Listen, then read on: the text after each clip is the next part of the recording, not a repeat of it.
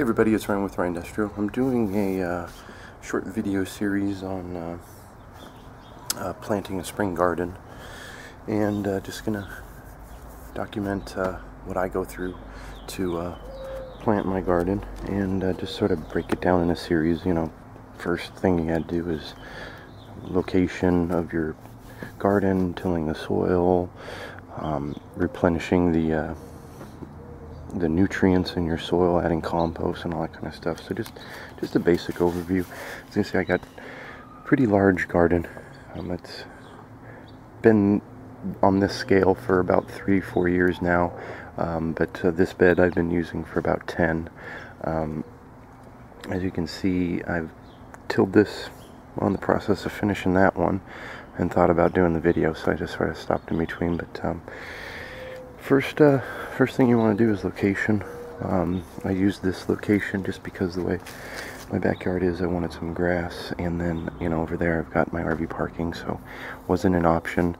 The reason that also wasn't an option, it just got too much sun, and being in the desert, it would just nuke my plants. So this location gets a little shade in the morning from the house, and then we had a frost, so that those plants look like they're dead, but they'll grow back here and give me some afternoon shade, as well as I had to build these shade covers here, and I open them out, and I'll locate it over the top of a more sensitive plant, and it will give it a little relief during the real hot part of the day.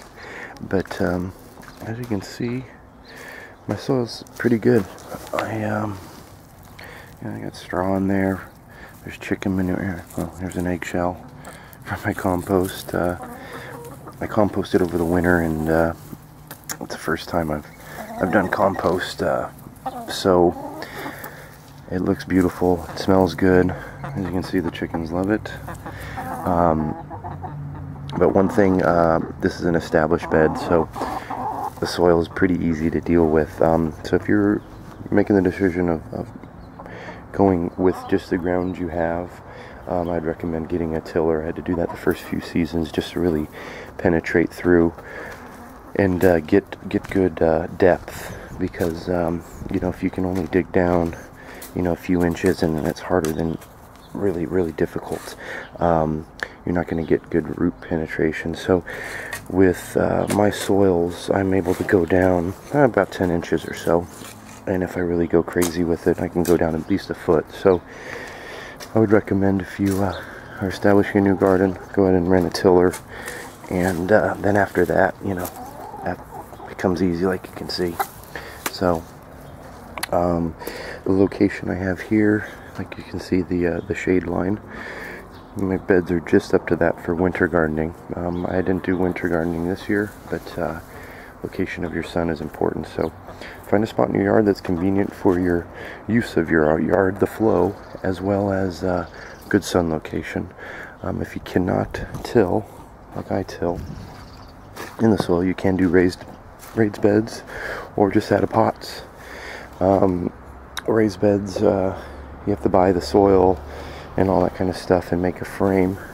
But if you don't have the option, you know, that's a great way to go. I prefer doing it in the ground just because it's free, and once you get a good bed set, it's good for years and years and years. You just have to replenish. Here's some of the compost I made over the winter, and it's I use this old bin here. I started it off with a bag of compost, and then over the winter I added, you can see all the eggshells, coffee grinds, and then the straw is with the chicken manure from the coop. So there's chicken manure in here, but as you can see, it's great, and there's no smell, and it's just full of energy. So I'm hoping it turns out okay this year. It's the first year I've tried making my own compost, and even with chicken manure. So location of your garden and resemblance of where you want it in your yard, so it's easy to you know, it doesn't affect the usability of your area. Soil, can you till? can you replenish that.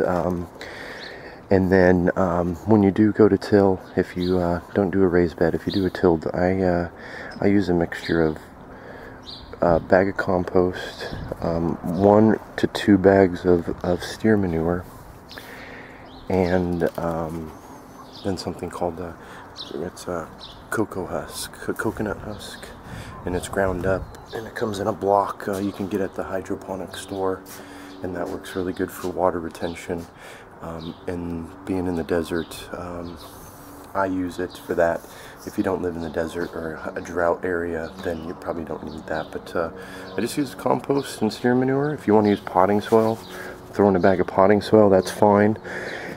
I don't use perlite, and I try to stay as natural as possible. Done. The end of the day. I'm gonna stop now for dinner, and as you can see, I got this bed tilled and netted in.